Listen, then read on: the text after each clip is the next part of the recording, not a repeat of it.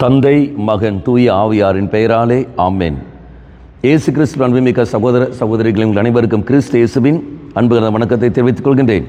இந்த நற்செய்தி பாகமானது மத்தேயு நற்செய்தி 13ஆம் அதிகாரம் 1 முதல் 8 வரை உள்ள திருவாக்கியம், 9 வரை திருவாக்கியங்கள்.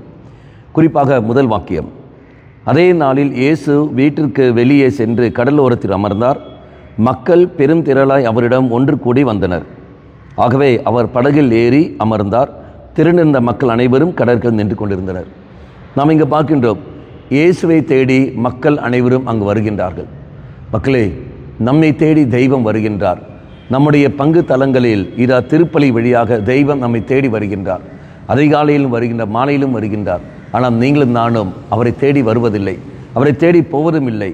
1008 நொண்டி சாக்குகளும் சொல்லிக்கொண்டு எனக்கு நேரம் இல்லை, உடல் நலம் சரியில்லை என்று சொல்லிக்கொண்டு நாம் போய்விடுகின்றோம்.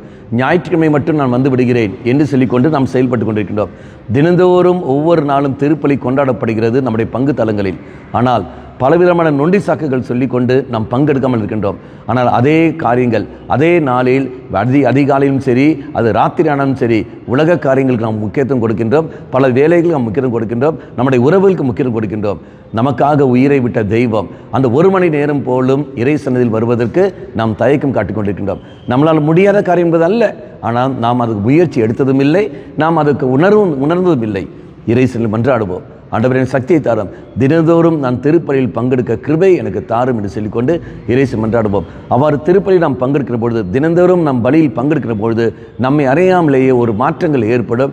நம்மளும் சரி, நம்முடைய குடும்பத்திலும் சரி, நாம் சந்திக்கின்ற செயலிலும் சரி, பல சவால்களும் சரி, நாம் முறியடிக்க முடியும், நாம் ஜெயிக்க முடியும், நமக்கு அபிஷேகம் கிடைக்கும். ஆக இறை சன்னதியில் தினந்தோறும் திருப்பலியில் பங்கெடுப்பதற்கான கிருபைக்காக நாம் மன்றாடுவோம்.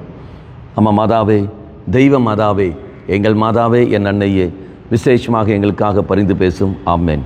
தந்தை, மகன், தூய ஆவியாரின் பெயராலே ஆமென்.